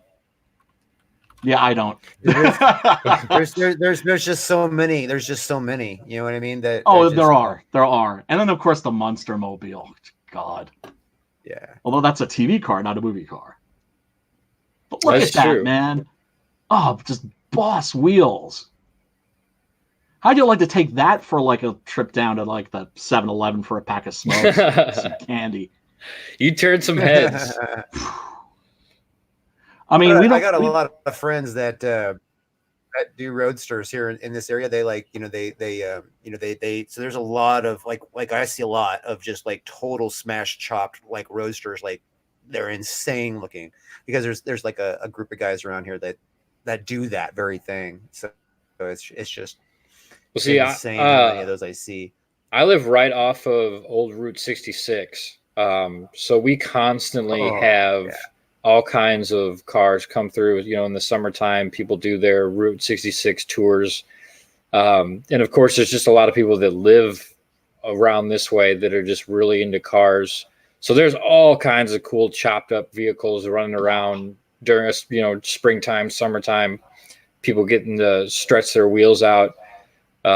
We've got the iconic Illinois River Road, which runs from Grafton to Alton, and it's so cool to go out there on you can just drive up and down on a Sunday and see so many different cool cars. Yeah, we have a classic car community here where I live, which is like a suburb about an hour outside of the city. And on Sundays in particular, that's when you see people rolling their wheels. Like beautiful old like 57 Chevys and Roadsters and such. 57 Chevy panel truck is still my favorite. Oh man, I love it. I have a 1964 Mercury Comet. Oh, sweet. It needs to. I need to finish restoring it because I just haven't had the money. I also have a 1962 Austin Healey convertible. Sweet. Ooh. Yeah. Damn, dude. So yeah, both of those, need to. I mean, I have them, but they need to be fully restored. I also have a 1974 Ironhead Harley Chopper that's that also is waiting to put some money into it. Yeah, does it have like the really high bars, like the ape hangers? Yeah. Oh man, I love those. Yeah, I'll show you guys a picture. So Peter Boyle here in glasses. I just fucking love that scene when Madeline Kahn comes in as the Bride of Frankenstein, and she's all, honey, we made a special basket for your poo-poo undies. It's like, it's just that shit fucking tickles me still. I've seen that movie, I don't know, hundreds of times, and it still tickles me every goddamn time. Time. I just what's really impressive about that movie? I have millennial friends that have seen it and find it absolutely hilarious, and they've never seen any of the Universal Frankenstein movies. So really? So that's amazing to me that they're not getting like any of the jokes, but they still find the movie hilarious. I mean, that's an achievement, right, in and of itself. That's a testament to Mel Brooks' comedy. It's timeless, 100% timeless. Now try to show a millennial Blazing Saddles and see how that goes over there. Oh God! Oh, that was all bad. Let's see if this can show up in the picture here. Make your screen big. Sweet. That would help, wouldn't it? All right, let's do this. Let's center me. All right, boom, boom. Nope, too many times. Oh, I undid it, didn't I? Yep. There we go. Woo! Dun, dun, dun, dun, dun. Dun, dun, dun, dun, dun, dun, dun. Oh, dude, yeah. We got to look at it. That's nice, man. So this is it right here. Dude, that's sick. Look at those pipes on the back of there. I know, it's badass. Let me get you another picture of it. Hold on. Let's see. This focuses more on the pipes in the back. Yeah, dude, that's gnarly. That's a badass bike. Yeah, and then Gnarly is the right word, man. Oh God, here's what it looks like from the front. That's Cheap super hammers. badass, dude. Yeah, That's these are what the you need to ride. That's what you need to ride to cons, dude. you know what? I trust me. If I can get this shit restored, I will fucking be doing crazy stuff. It's just, it's like I mean, I had the money to do a lot of different things, and I chose to sink it all into this stupid book. You know what I mean? But I say It's not a stupid book. I stupid mean, book. it's not a stupid book. It's actually No, it's a an book I'm very excellent proud book. of. I told you I read it, right, and Yeah, really you enjoyed did. it. Yeah, Yeah, so thank you. I thumbs appreciate up. that. Yeah, I no, you did. appreciate that. You done good, son. It's a very good setup for the future adventures. Yeah, I appreciate that. It's it's the backstory. It's supposed to be the setup. So I mean, it's I knew that there was going to be some people that had a hard time swallowing it. You know what I mean? Just because it doesn't have all that traditional comic book crap in it. You know what I mean? That's But fine. They can read something else. yeah, I yeah, mean that's what I always I've always felt that that a comics should have variety. So it's not all superhero stuff. That there's room for horror comics and crime comics and science fiction, space opera comics, and all that stuff. So you may not see that kind of diversity in the big two or the major independents, but you do find it in Comicsgate. yeah. Well, I mean, the beauty of it is I can do it did it the way I wanted to do it, and so it's good. So while Adam ducked out for a moment, let's Yeah, hey, bring up. I sorry to have to leave abruptly, but my little one just returned home, and I've got to tend to him. But Oh, thank you so much for having me on. I'm usually available most Mondays, so if I get an invite, Yeah, I'd be no, happy to come and actually, hang out again. I like that idea, man. We'll probably drag your ass back on that a sounds lot. great. Yeah, because Nice meeting you, Adam. we got Go room take for a lot of people in here, man, and you're and you fit in very well. So definitely, we will be bringing you back. So Awesome, yeah, sounds good, guys. Yeah, good to meet you, Brian. I'll talk to you guys soon. take care of your chillins. yeah, Peace hey, man, out. take care, brother. Family comes first. Always. Always. All right, so now we're going to do my favorite Frankenstein, Okay. and we're gonna have to do it without volume because I don't know how to do the audio yet without screwing That's it up. okay. But you already know which one it is because I've already told you. So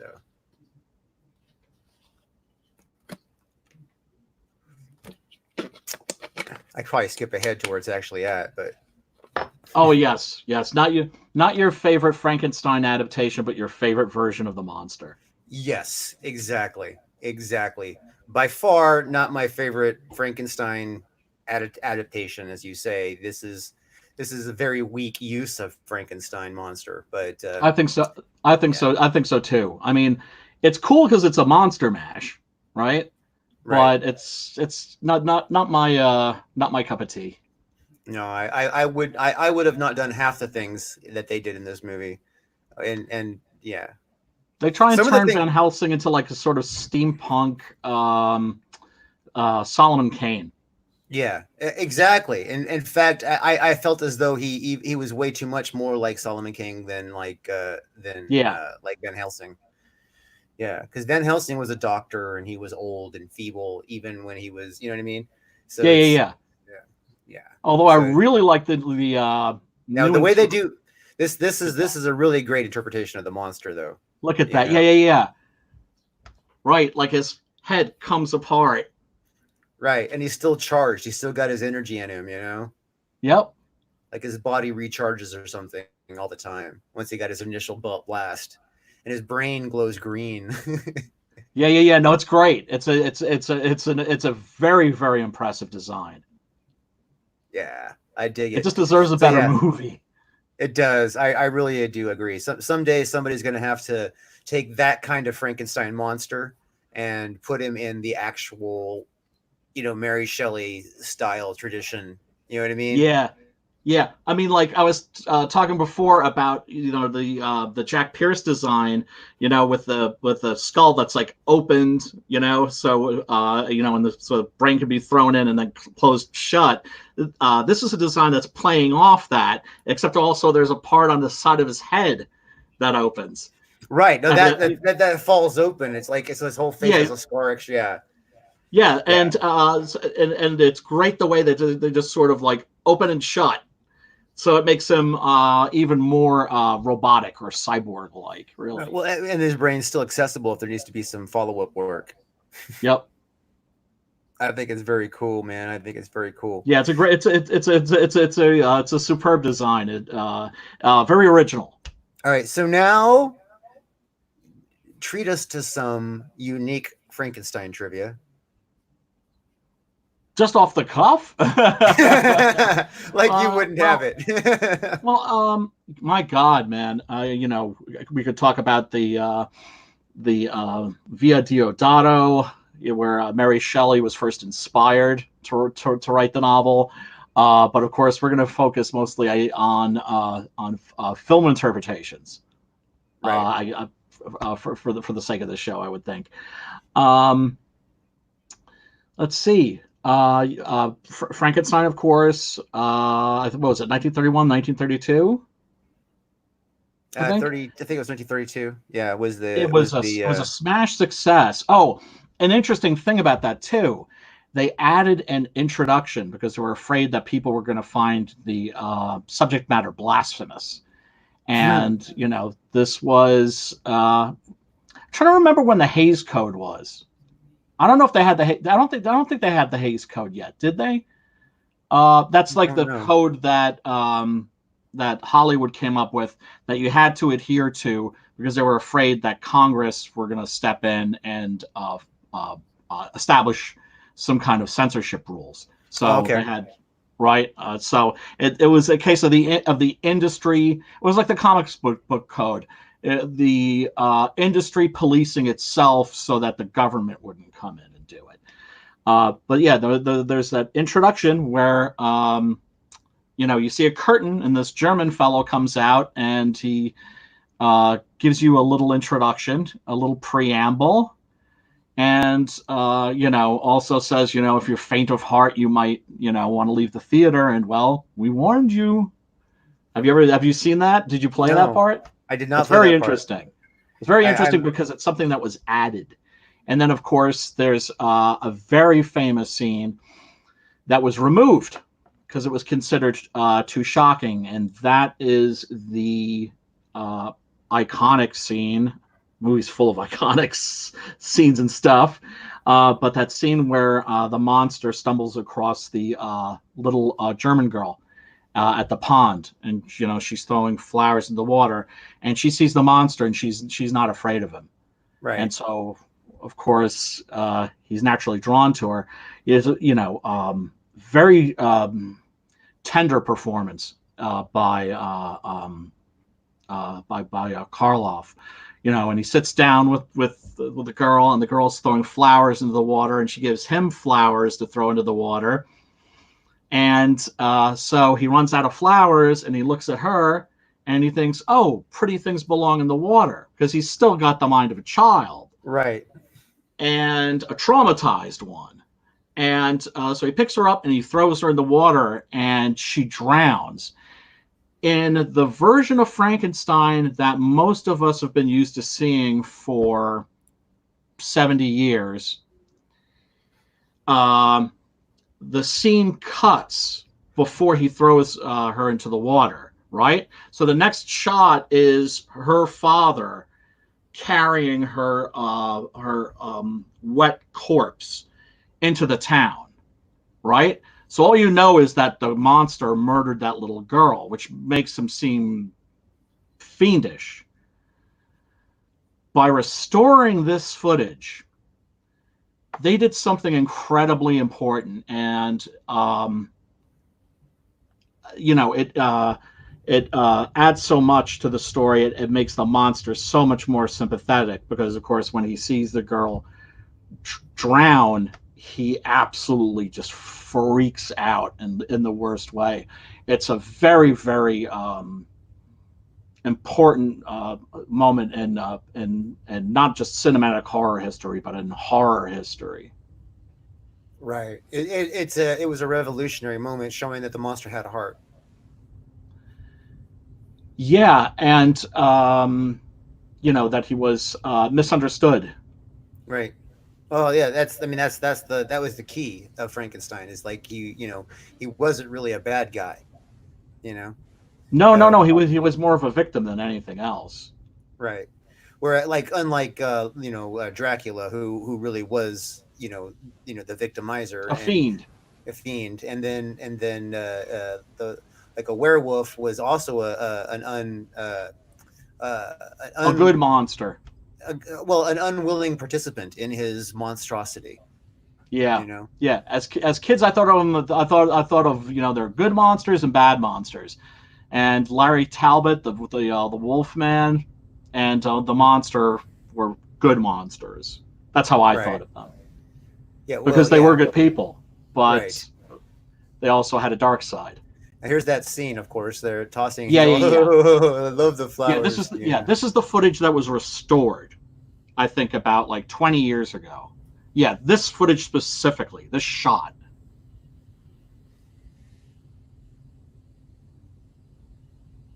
Yeah, too And she bad she doesn't can't come. swim.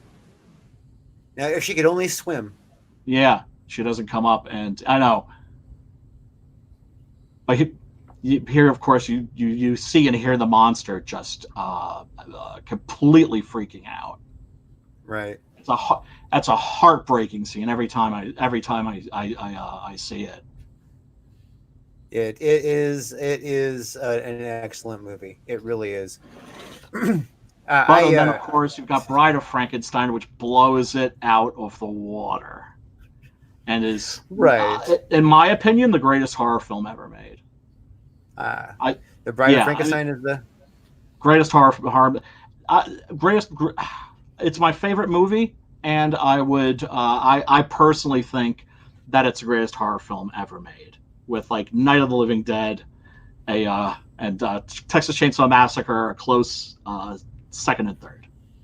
the scene. Brad, yeah, O.P. Haggy here playing the hermit. Yeah, who treats the monster, is the first person to treat the monster with real kindness. Good. And the you.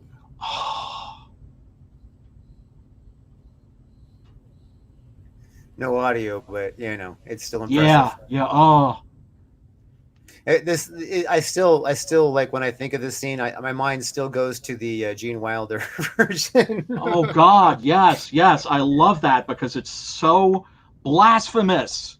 It's so blasphemous. Every time I watch it, I'm like, really, dude, really, really, you gonna go there? Because this is these are sacred holy relics. Right. Good.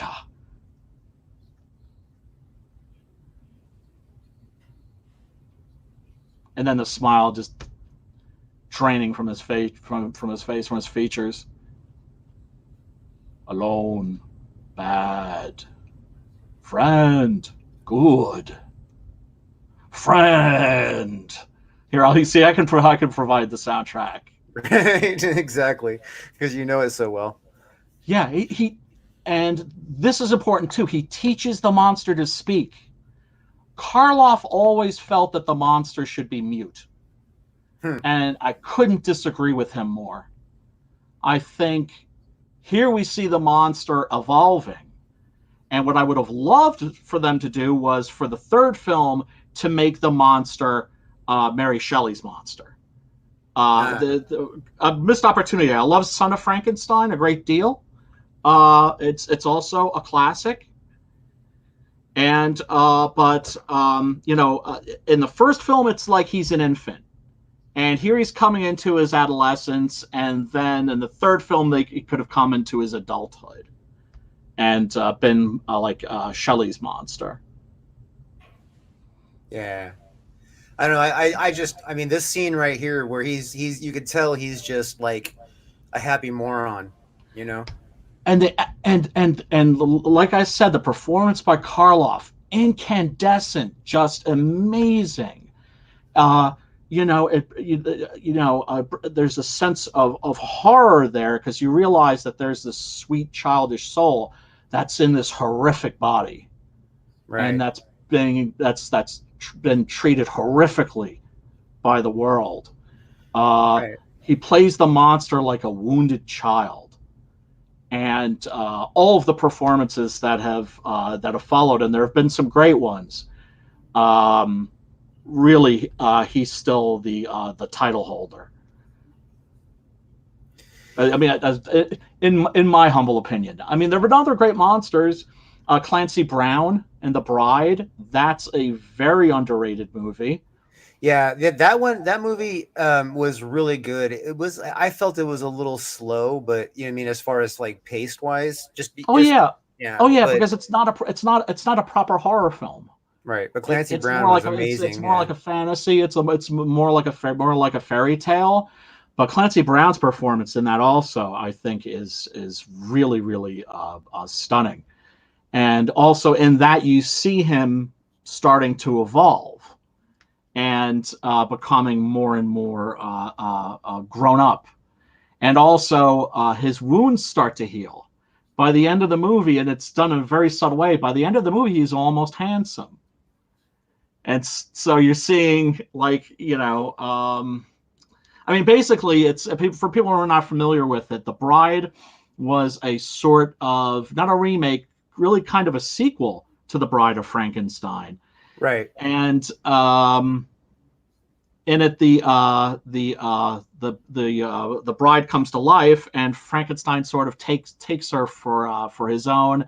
The monster wanders the countryside and runs into a dwarf who's a circus performer, who really the way that the hermit taught the monster to speak, the dwarf Ronaldo basically teaches the monster self-worth. And it's a movie that I always recommend for people who suffer from mood disorders like depression. I'm like, watch that movie because it's all about learning self-worth. And people who live with mood disorders, depression, anxiety, bipolar, have real issues with that. And yeah, no, it was true. Critics were really mean to it. Audiences ignored it. It was a big bomb, really kind of an embarrassment of sorts, and it doesn't. It didn't. It deserved to be treated with greater kindness, I think. So go ahead, talk about what we are showing here. Oh yeah, well, Colin Clive as Frankenstein, as Who Victor who I Frankenstein. who and now Uh, that to actor the left, is that's the Hunchback, yeah. Well, no, Fritz, the actor playing Dr. Frankenstein. It Colin feels to Clive. me that he might be the visual inspiration for Monster MD's Oh, doctor. without a Yeah, doubt. And the visual gloves, reference. the I rubber mean, gloves, and everything. Yeah, absolutely. yeah. Now you So see all yeah, that equipment. There's a Jacob's ladder. You see all the right. stuff. They kept all of that, and they used those same props in Gods and Monsters, which is a movie from I think about 97, 98, I want to say, which is a fantastic movie about the last days of James Whale. He has a stroke and starts having these hallucinations or these flashbacks where he's back on the set of The Bride of Frankenstein making the film, Hmm. and they used that same equipment in that movie. Those are sacred relics right there, yo. Yeah, oh, definitely.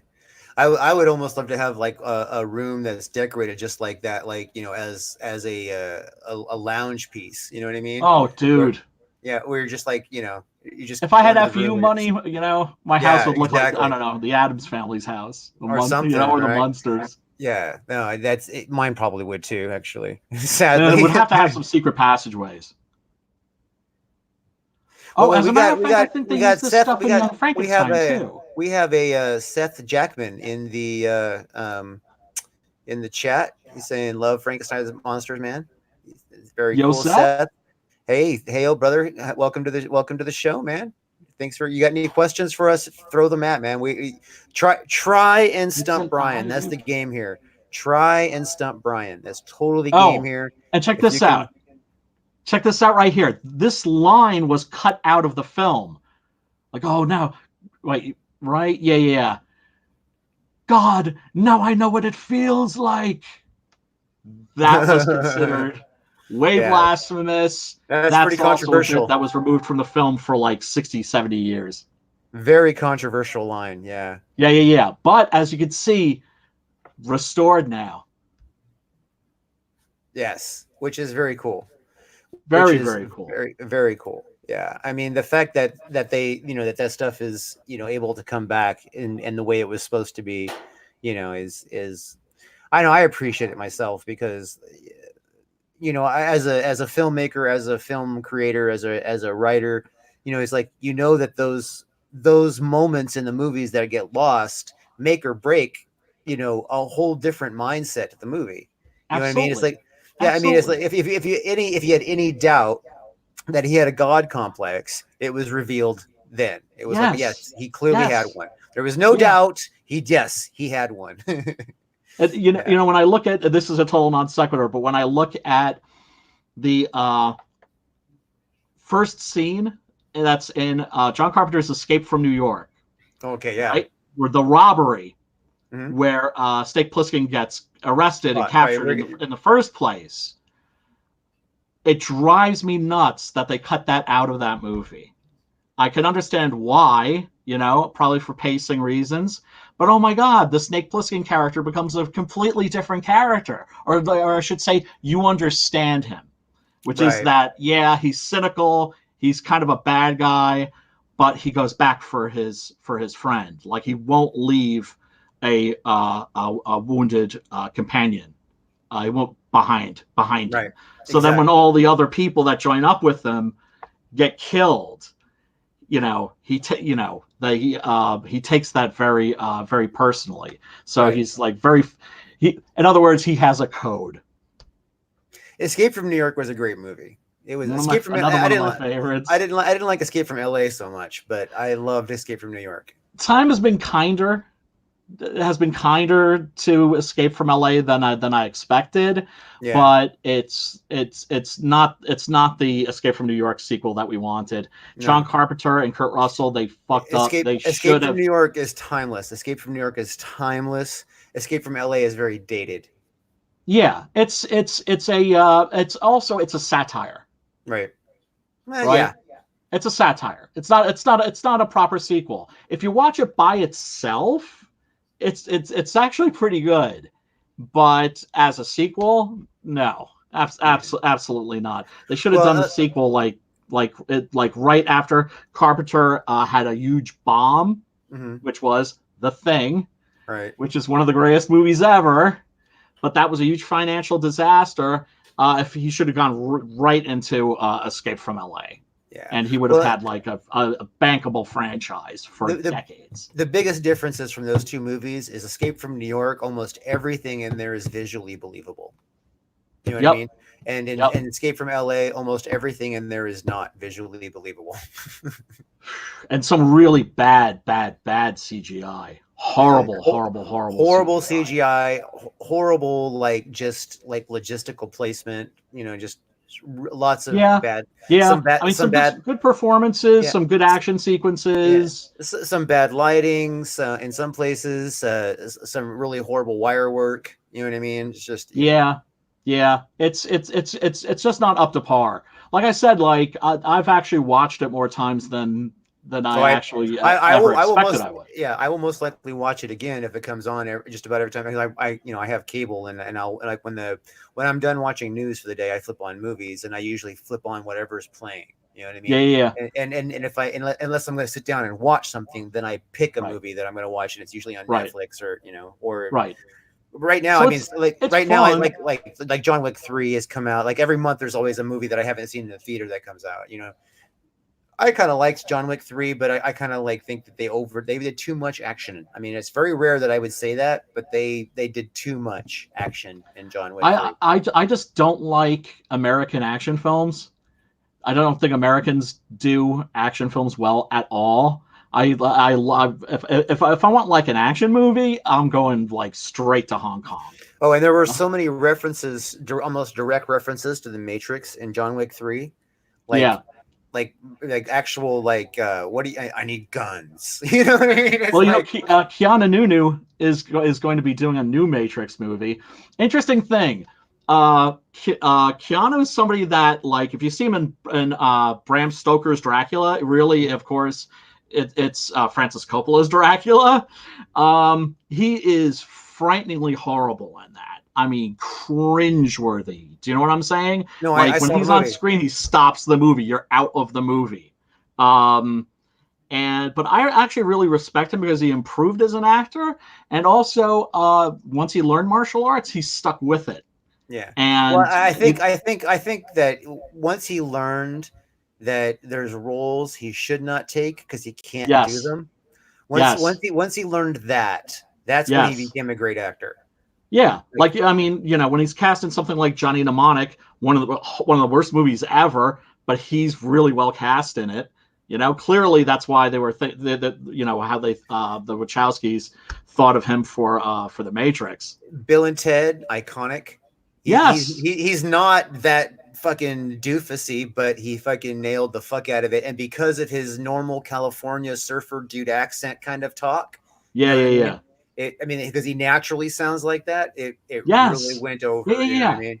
He shouldn't be playing a character that's too smart. Point Break. You know what Yeah, I mean? yeah, You yeah. know, Great movie. Well, he's well cast in that too.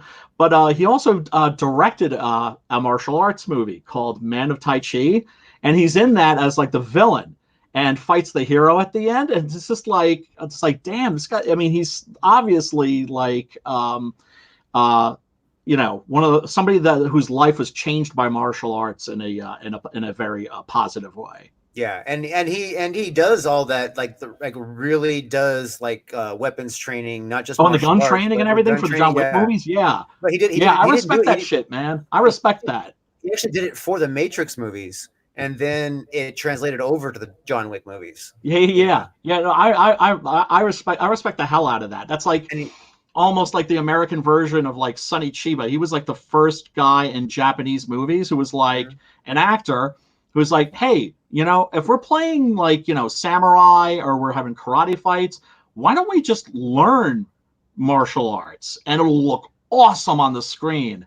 And he created this thing called the like I think the Tokyo Action Club, which was a group of Japanese actors who were like, hell yeah, let's learn martial arts so it'll look awesome in the movies. right, and he's But also a now we're badass. really digressing. Yeah, and now he's a badass. He's also a badass on a motorcycle, and that's why he did his own motorcycle stunts in Yep. John Wick 3, which also is fucking hella impressive because they can get those tight shots where it's like you could tell it's him doing the fucking Yes. motorcycle stunt. And the guy he was doing, That does sound cool. and the opposite guy in the stunt had to put the helmet on because the guy the opposite actor couldn't do the motorcycle stunt. So you have Keanu Right. who fucking ditched a helmet. You know what I mean? You didn't even Oh yeah, bother that's with the helmet. badass. You know what I mean? And That's the other guy badass. fucking just, you know what I mean? It's just, yeah. Yeah, yeah, yeah. No, I mean, even somebody like Tom Cruise, I have to give him some respect for some of the crazy shit that he's done. Yeah, he ain't no Jackie Chan though. No, well, nobody's Jackie Chan but Jackie Chan. My God, man. My God, a huge Jackie Chan fan. If you want to watch a recent action movie that'll blow your mind, have you seen The Raid? Not yet. Oh, fantastic. It's kind of like a John Carpenter movie shot in Indonesia where Iko Uwais, who is legit as fuck, that dude plays a member of a SWAT team that goes into a drug lord's building, and they get trapped because the rest of the home office doesn't know that they're there, for one thing.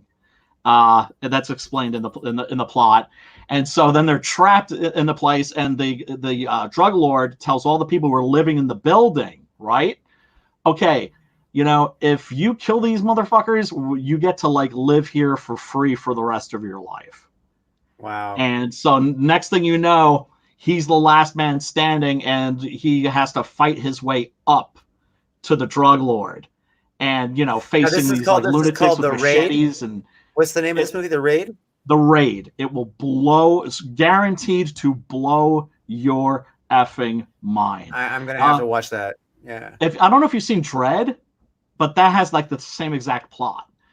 But they came out around the same time, so I really think it was like I don't think it was like a case of. There's no way that Dread, even though it came out afterwards, considering how much time it takes to make a movie, like 2 or 3 years, there's no way that they ripped that off. I think it was just a coincidence, but they pretty much had the same plot. Yeah. Well, man, I'm like wondering like where I'm gonna watch that movie, because it's like probably not on Netflix, and that's like the streaming service that I prefer. Buy the Blu-ray, because you're gonna want to watch it like many times. I'm gonna need a Blu-ray player. It's freaking incredible. Yeah. So yeah, but yeah, no, that's what my point. Like, I'm not interested generally in American action films. The good action films right now are coming out of Indonesia and Thailand. Like all the Tony Jaa movies are freaking amazing. Yeah, well, yeah, I have noticed that some of the best action movies happen to be Japanese directors, which is really weird. You know what I mean? I don't know what that is. Or Chinese directors. John Woo, probably the greatest action movie director ever. You think he's the greatest action movie director? I think. Yes, I do. Yeah. He didn't have the career that he should have had. I think the I would definitely say you have to mix China, because now I'm thinking of like a lot of the Hong Kong based action movies that definitely. Chang Che, of course, who did like a billion movies for the Shaw Brothers. Wilson Yip is also really good. Trying to think of some other. Another one you should check out is a fantastic Thai martial arts movie called Chocolate. It's about an autistic girl that's played by, I'm sure I'm mangling her name, Jija Jajan. She plays an autistic girl who is the daughter of a Thai woman and a Yakuza. And she's autistic, but she has a savant ability, which is that anything that she sees somebody do, she picks it up and learns it. So when her mother isn't getting the money that her Yakuza father is sending, and her mother has cancer, she goes out to get the money. And she does it by watching like a Bruce Lee movie, and now she can fight like Bruce Lee. Right? She watches a Jackie Chan movie, she can like fight like Jackie Chan and avoid getting hurt like Jackie Chan. And each fight scene is a clear homage to a specific classic kung fu movie star. And the climax is incredible. That's like, it's really kind of like a superhero movie. I highly recommend that too. That's fantastic. It sounds pretty good. I'll never catch up on all the movies I need to see. I just have a feeling it's never going to happen. I don't know how you do it. Oh, well, that's the case for all of us, brother. It's the same thing with books, same thing with comics. There's this, that stack just keeps growing, no matter how much you whittle away at it, and that's a wonderful thing. You're always going to have cool new shit to check out. Definitely. So I think next week, and we just announce it now, next week we shall focus on Dracula, because we did Frankenstein, Bride of Frankenstein, basically 2 weeks back to back almost, but it needed 2 weeks. It really did. Sure. Frankenstein's Monster and Bride of Frankenstein needed 2 weeks to do it, because they go together, and it covers a good spectrum. But next week we're gonna watch we're gonna address Dracula. And the homework for anybody who's interested is the Dracula movie on Netflix right now. There's a little 3-set series or whatever, a little Dracula series. Yeah, yes. That's because it's brand new, it's out there, and I have not seen it yet, so it's gonna be fresh. Have you seen it yet? I have. Don't spoil it. Have, and I loved it. Yeah. I okay. loved it. Well, then it'll be worth talking about then. So that's cool. Oh, yeah. Absolutely. It plays around with the story, with the legend in some very, very interesting ways. I especially love the Van Helsing Yeah. that's in this. Okay, so sweet. Wait, this won't be the only thing that we're talking about because obviously We're going to talk Dracula about the Todd Browning Lugosi movie. we're gonna talk about all of them. We're gonna go. Okay, all of them. Yeah, we're gonna If I had to talk about No, we're gonna go from the we're gonna the go from the Lugosi beginning. Dracula for for an hour. Oh God. Oh no, we're gonna so cover bad. we're gonna cover them all from the earliest The 1979 one by John Badham with Frank Langella. with the silent movie where it looks like a rat. You know what I mean? Nosferatu. Nosferatu. Yes, Count Orlok. Yes, played by the legendary Max Schreck. All the way up to the current brand new Dracula. We're gonna try. Dude, I'm talk down. about all the ones in. And okay. And if we can't fit it into 1 week, we'll fit it into 2. So, but okay. there's I was just getting depressed there because because you were saying Dracula, and I was just Dracula first and foremost, and then vampires in general surrounding him. So, like, we will address other vampire movies. We'll probably talk about Lost Boys for a second, that kind of stuff. You know what I mean? Oh, Hammer Time. Yeah, for sure. I mean? Christopher Lee, my favorite Dracula, for sure, because nobody would want to listen to what I think about the Todd Browning Dracula for like an hour and a half. That would get tedious really quick. Yeah, it will. So you came an hour late, but yes. but we are. My apologies. No worries. You can apologize to the audience, but they weren't here. So they're going to catch you later. Catch you later. Catch you later. And we hit the 2-hour mark. So we're gonna end the stream there, and then hang out. We'll chat more. I want to hear about what you thought about the book. So, all right, absolutely. Bye, everybody. Peace, love, and soul, everybody. Oh, and go subscribe to Adam's channel, ArchCityComics on YouTube. There's a link in the description. Audi 5000. Why don't you end already?